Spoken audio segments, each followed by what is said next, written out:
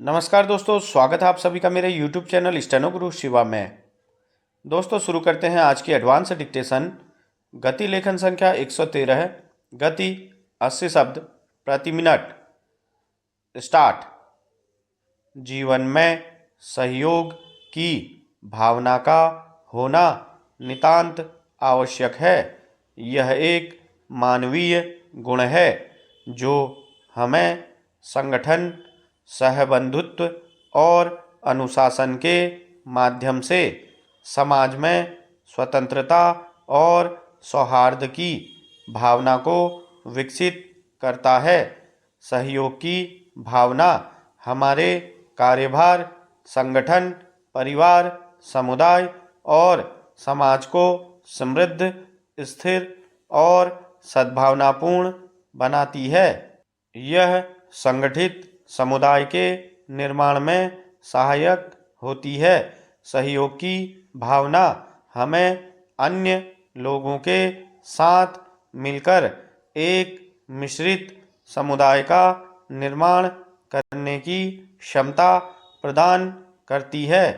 इससे समुदाय के सदस्यों के बीच और आपसी संबंधों में एकाग्रता, तुलनात्मकता और विश्वसनीयता बढ़ती है। यह भावना हमें अपने साझेदारों और सहकर्मियों के साथ मिलकर अधिक सफलता की ओर बढ़ने का मार्ग दिखाती है। कार्य के विभिन्न पहलुओं को संयुक्त रूप से निर्धारित करने, समय, संसाधन और कौशल के साझा उपयोग करके बेहतर परिणाम प्राप्त करने में सहायता करती है। सहयोग की भावना हमें अपने संगठन और समुदाय के अन्य सदस्यों के संरक्षण और समर्थन करने के लिए उत्साहित करती है। यह समदृष्टि और समान दया को प्रशस्त करती है और लोगों के बीच विश्वास, समझदारी और सहभागिता के भाव को बढ़ाती है।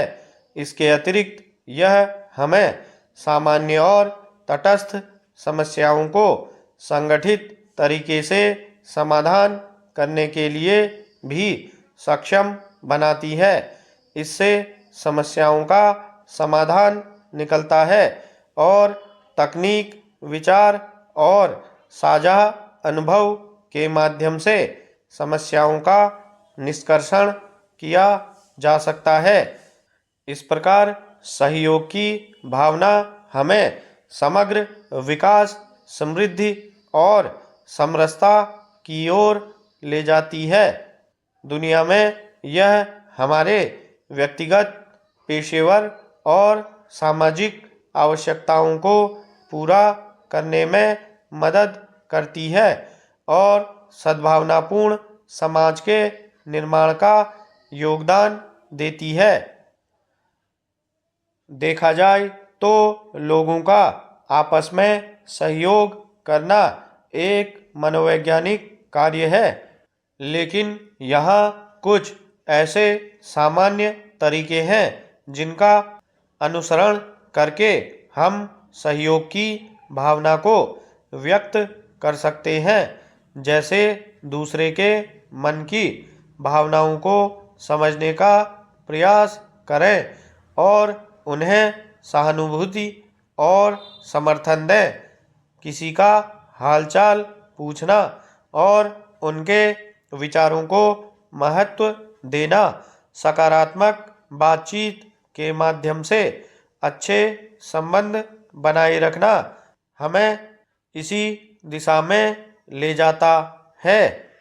अपने दोस्तों, परिजनों या सहयोग की आवश्यकता रखने वाले लोगों के लिए हमेशा समय निकालना चाहिए।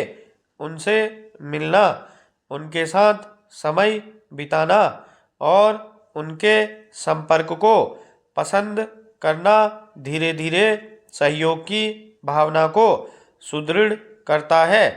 हाँ, इस बात का पूरा ध्यान रखना चाहिए कि जिस भी तरीके से हम सहयोग कर सकते हैं उसे ईमानदारी से करना चाहिए।